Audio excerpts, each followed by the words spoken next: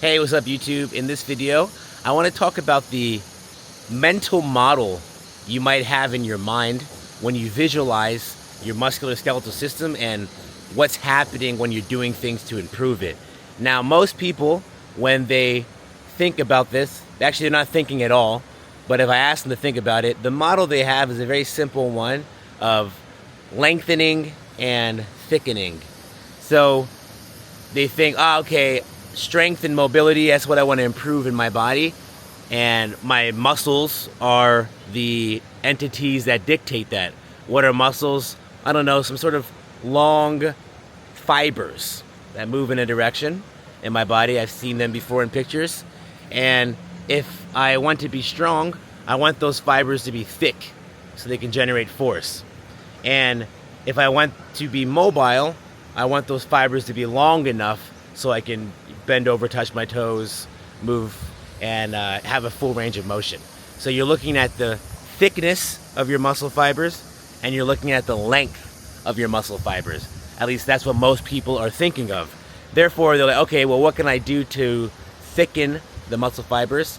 I'll load some weight onto them, either with a dumbbell or my body weight.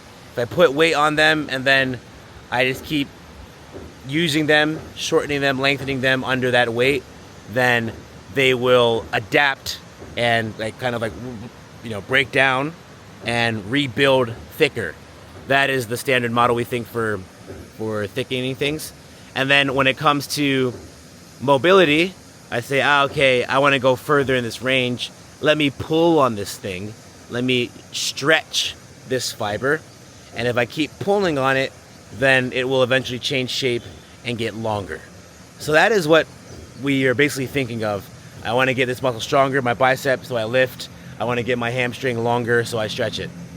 Now, the main problem with this way of thinking, fundamentally, is that it only thinks about single muscles in isolation, and it completely disregards the fact that the musculoskeletal system is a network.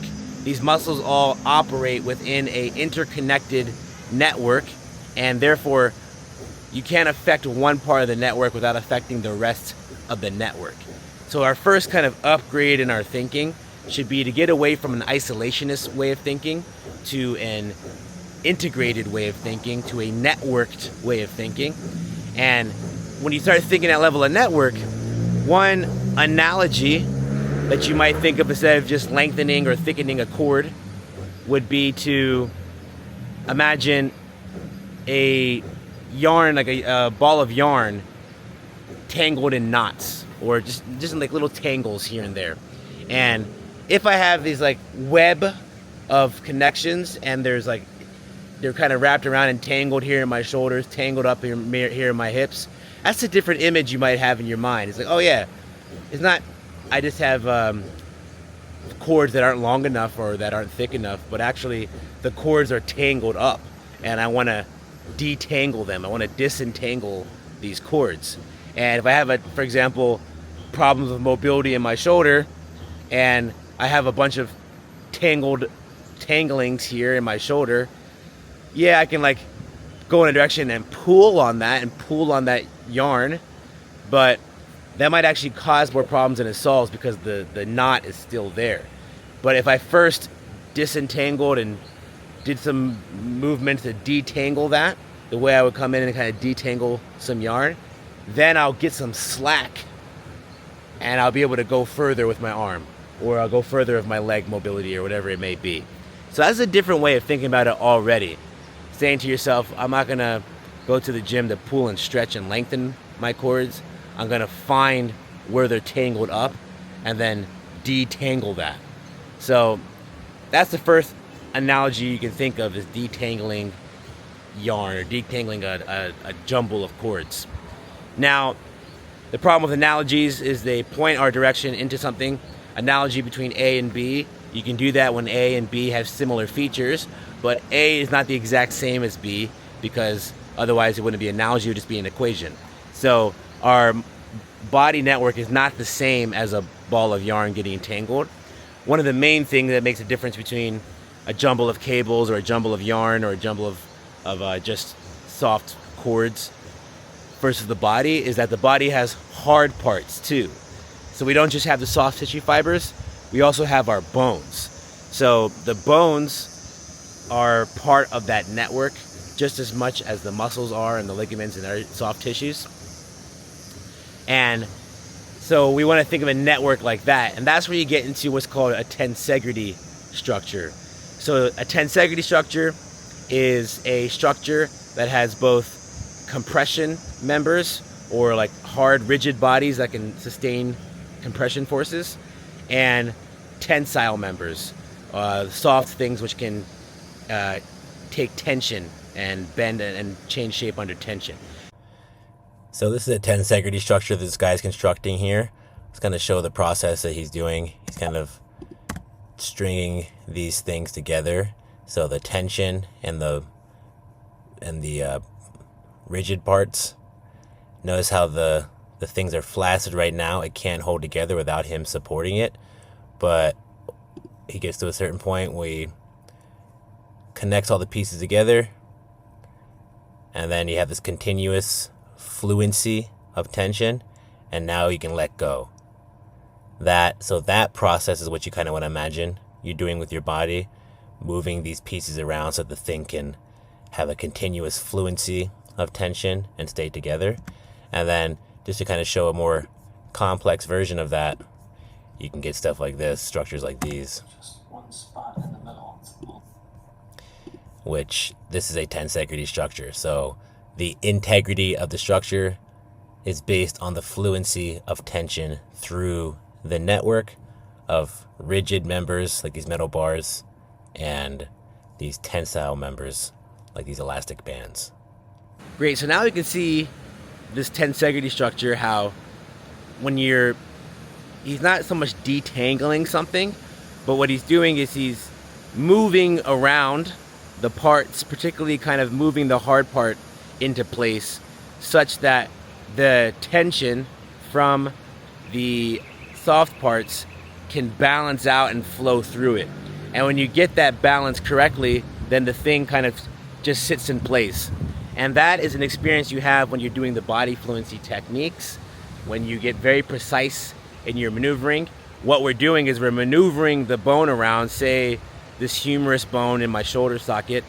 I want to maneuver that bone around in such a way where the tension from the one muscles will balance out with the tension coming in from the other muscles. And then once you get it, you know you have it because it kind of just sits in place. So if I don't have it in place, then some fibers go flaccid, other fibers are going to be like too short or too tight or whatever. But when I get it perfectly in place, the tension flows and I have a fluent joint.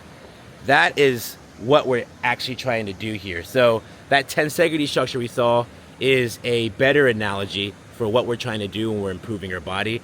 Notice how far we've come already from just a simple pulling on a cord type metaphor. But still, the analogy is not complete. That tensegrity structure we saw is not exactly the same as a body, because the elastic members of that tensegrity structure are static. They're just pieces of cord that can stretch this way, but then they come back and then they're done. Compare that to the cords in the human body, particularly the muscular cords. Muscles are very special because muscles contract. When you zoom into them, they can contract and then they kind of shorten into themselves, and they can lengthen while still maintaining contraction. In a different video, I'll give a deep down visualization of what's actually happening in the muscles so you can fully understand that as well and combine that with the picture we painted here. But for our purposes in this video, I just want you to think that tensegrity structure we looked at. Imagine if the cords didn't just lengthen and create tension, but they were able to shorten too. So that adds a whole new dynamic to things when things are like changing length in the system. That changes how the bones are positioned and whether or not they're maintaining tension. So you have this thing called the length-tension relationship that makes things more complex. And then another thing to add to our picture is we have something called fascia. Fascia is a secondary soft tissue you could think of in the negative sense like cobwebs, as in when a tissue is not being fully utilized, it's not lengthening all the way, not actually getting use out of it, then fascia will grow around that like cobwebs and then kind of make a cast that keeps it stuck in that position. So when your body's all like gummed up and tense, really what you're experiencing is fascia blocking up the tissue. And now go back to that scene when that guy's trying to move things into place so that it can stay and put. You can't do that now because I want to move this rod over here, but it won't go far enough because one of the cords that's on it is like wrapped up in fascia and gummed up, and it won't go into full length. So that's another problem we have to deal with. How do we deal with it? Well, you can do a direct kind of breaking up of the fascia, and that's what you do when you do a massage or something called myofascial release, like those like foam roller things you roll on. What's going on there is you're breaking up the fascia.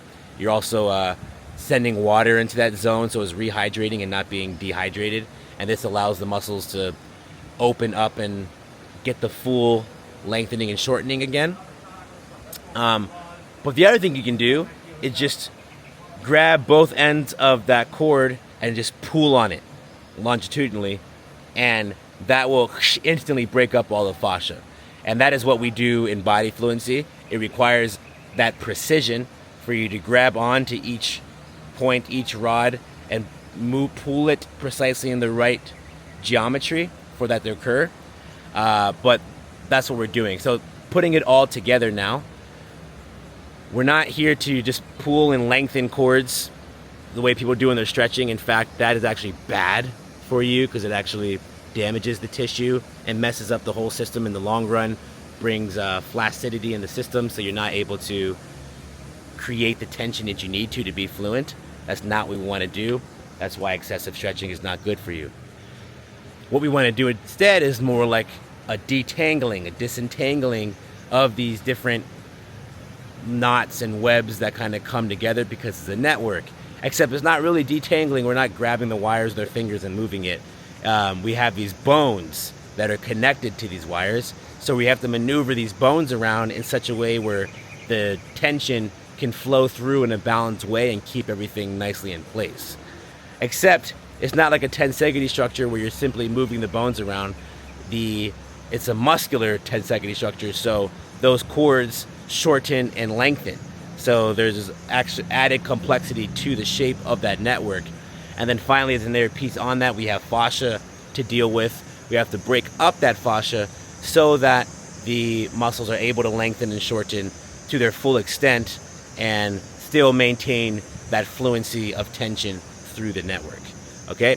So hopefully this has given you a much more sophisticated picture of what's actually happening in the body, especially what we should be doing when we're trying to improve the body.